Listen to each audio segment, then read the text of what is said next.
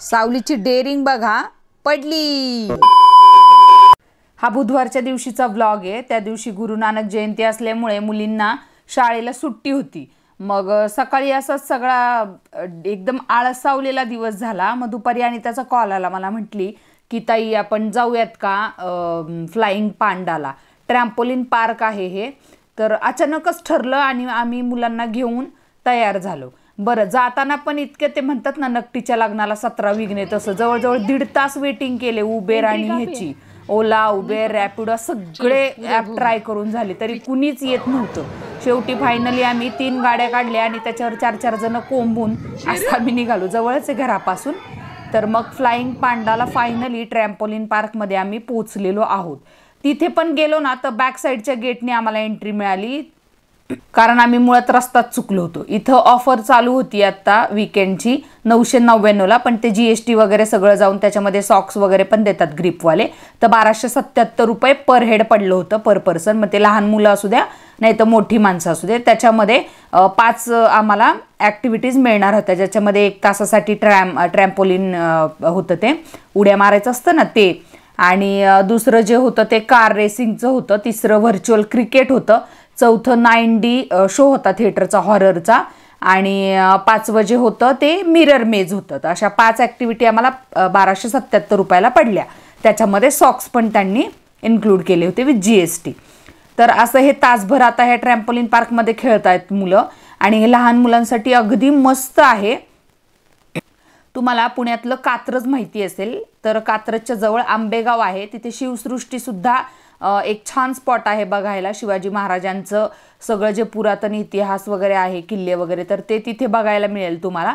त्याचं तिकीट तुम्हाला ऑनलाईन मिळेल, आणि अगदी शिवसृष्टीच्या बॅक साईडलाच हे आहे फ्लाइंग पांडा म्हणून। तर तिथे लहान मुलांना खेळण्यासाठी खूप भारी आहे, म्हणजे वीकेंडला जर तुम्ही जात असाल तर भरपूर गर्दी असते।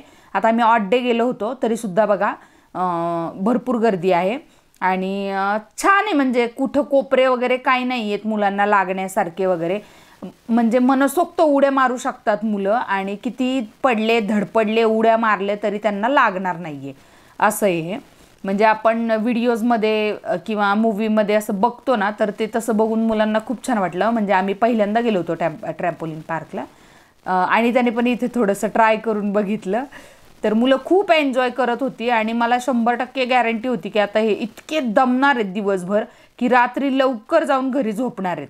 आता ही ट्रिप फक्त आम्ही बायकांनीच काढली होती। अन्वीची मम्मी, अनिता आणि मी, असं आम्ही तिघी होतो, आणि आमची मुलं होती। तर इथे तिकडे ते स्क्वेअरवाला बॉक्सचं एक होतं, आणि इथे असं बॉल्स टाकले होते आणि वरून घसरगुंडीसारखं होतं, त्याच्यातनं मुलं घसरगुंडीतनं येऊन त्या बॉलमध्ये पडणार होती, असं होतं हे पण छान होतं, पण त्या ह्याची हवा गेली होती त्याच्यामुळे तिथे काही कुणी जात नव्हतं। आता हे खेळून झाल्यावरती मुली दुसरीकडे जातील, तेवढ्यातल्या तेवढ्यात छोट्याच एरियामध्ये केलंय, पण छान केलंय, म्हणजे 1 दिवसासाठीची मजा छान आहे ही। तर असं सगळं आम्ही अचानकपणे ट्रिप काढली होती, आणि ती सक्सेसफुल झाली आहे। मुलं खूप खेळली, इतकी खेळली, हे असं सगळं उड्या मारायचं होतं बघा, तिथे काहीच लागण्यासारखं नव्हतं, आणि आम्ही सुद्धा लहान मुलांसोबत लहान झालो होतो, आम्ही सुद्धा याच्यावरती खूप उड्या मारल्या, आणि आम्ही काही सेपरेट आमचे तिकीट काढले नव्हते, आम्ही फक्त मुलांची तिकीटं काढली होती, पण एका मुलासोबत एक पॅरेंट्स आतमध्ये जाऊ शकतात जर लहान मुलं असतील तर। आता इथे एक सेक्शन होता ट्रॅम्पोलिनच्या आतमध्ये की वर एक माणूस थांबला होता, आणि तो असा धक्का मारत होता मुलांना खाली, आणि खाली असं बॅगसारखी होती, अशी मोठी बीन बॅग कशी असते तसं, तर त्याच्यामध्ये लागत नव्हतं मुलांना, पण भीती खूप वाटते ती वरून खाली पडेपर्यंत। शर्वीचे रिॲक्शन बघा, त्यानंतर सावली पण गेली भीत भीत भीत, एकदा पडली सावली, त्याच्यानंतर परत गेली नाही, ती खूप घाबरली, लागत नव्हता अजिबात, पण तो धक्का सहन नव्हता होत ना मुलांना।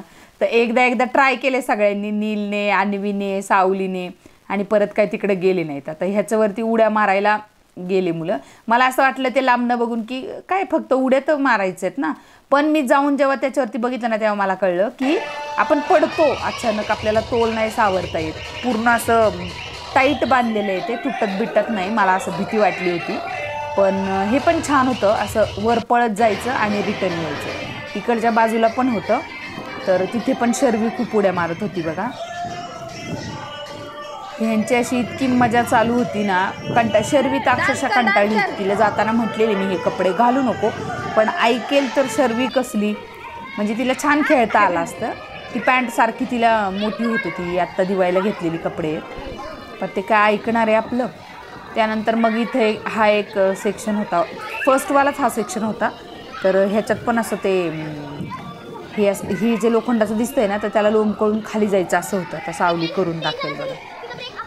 हो का, बघू दाखवा. अरे वा वा वा वा. फक्त ते असं धडकत होतं ना, त्याच्यामुळे दुसरं कोणी खेळत नव्हतं. अन्वीला म्हटलं जाता, अन्वी नाही गेली.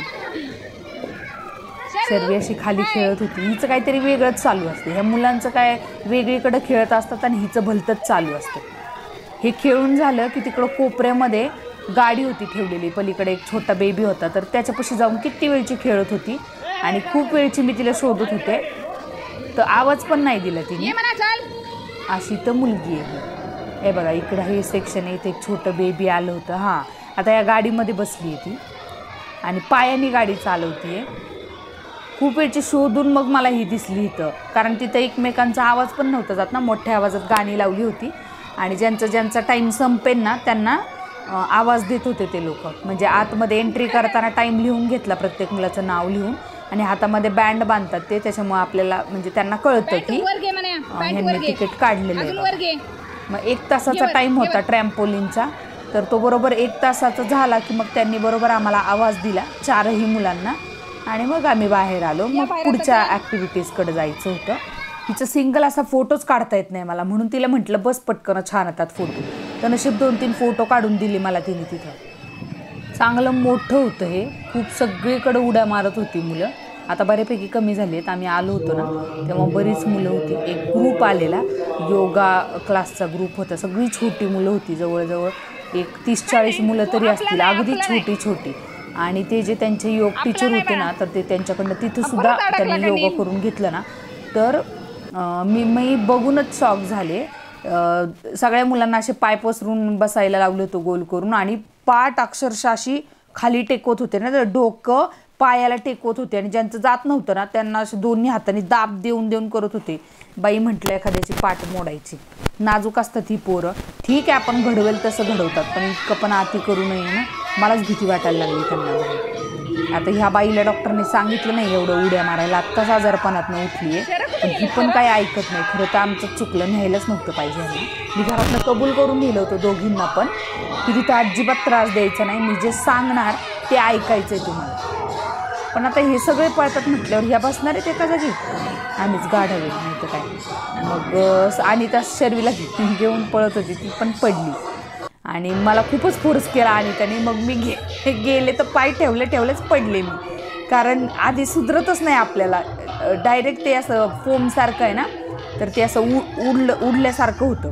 पाय ठेवलं की वर जातं. तरी पण थोडंसं खेळलो आम्ही दोघी पण. 2दा-3दा पडले मी, पण परत सावलीसोबत ट्राय केलं, शर्वीसोबत ट्राय केलं. गाणी लागली होती छान, सगळ्यांनी डान्स केला मस्त, छान एन्जॉय केला. घरी आल्यावरती मला माहिती आहे काय होणार होतं, आणि दुसऱ्या दिवशी तर शाळेत जायची यांना सूरच राहणार नाही आहे. पण खेळू दे म्हटलं, आता काय पैसे भरले तेवढे वसूल नको का व्हायला.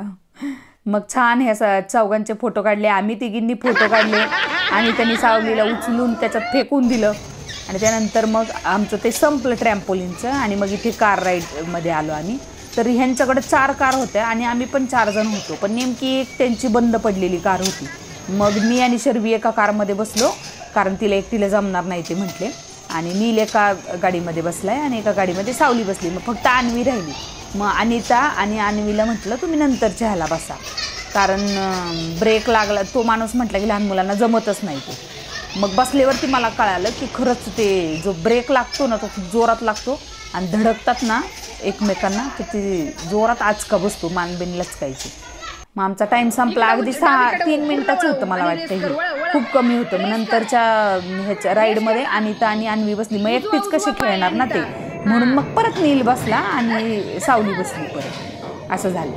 मग शर्वीला कसं तरी समजून बुजून हे केलं, तर ती बाहेरचे तिथं गाड्या लावले होते त्याच्यात जाऊन बसली, आणि ती काय चालू नव्हती, बंदच होतं.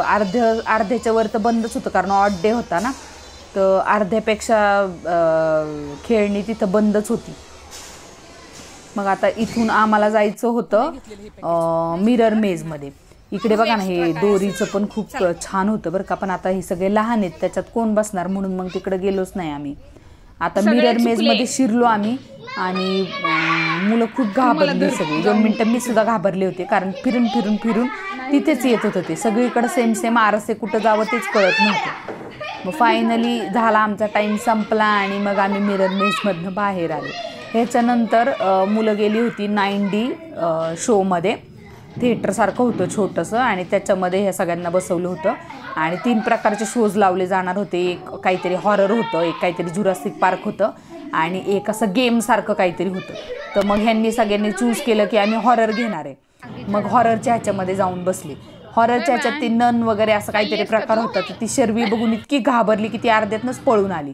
मग तिला बाहेर कसं तरी नादवलं. मग हे सगळे बाहेर आले शो बघून. मग तिथं कॅन्डीचं एक शॉप होतं, तिथून त्यांना कॅन्डी घ्यायचे होते. सगळ्या इतक्या महाग होत्या कॅन्डी. मग हे काहीतरी लिपस्टिकसारखी कॅन्डी होती, तर पोरींनी ती घेतली. मग ही 30-30 रुपयाला एक भेटली आम्हाला. तर तिथं ते लिपस्टिक लावायचं किती नाटकी करतायत बघा. ह्याच्या अलीकडच्या जिथून एंट्री आहे ना, तर तिथे असे मोठे मोठे हे बनी लावले होते. मला ते खूप आवडले. आता ह्याच्यानंतर आमचं फक्त एक व्हर्च्युअल क्रिकेट म्हणून राहिले. आता तेच खेळते सावली. तर ते व्हर्च्युअल क्रिकेट हे पण मला आवडलं बरं का. तिथं स्क्रीनवरती दिसतंय आपण बॉल मारतो ते किती रन झालेत, आऊट झालो आहे का वगैरे. आणि प्रत्येक वेळी बॉल घेण्यासाठी ब्ल्यू एक बॉक्स येतो, त्याच्यावरती टिक करायचं. एवढंच कळलं मला, त्याच्या उपर काही कळलं नाही. तर असं सगळा पैसा वसूल दिवस झाला मस्त. आणि आता सगळं झालं, चला खेळून झालं, मजा मस्ती करून झालं. पण आता पोटोबाची बारी. त्याच्यासाठी काय, तिथं एक आईस्क्रीमचं दुकान होतं आतमध्ये, पण मला काय वाटत नाही तिथं दुसरं काय खायला होतं.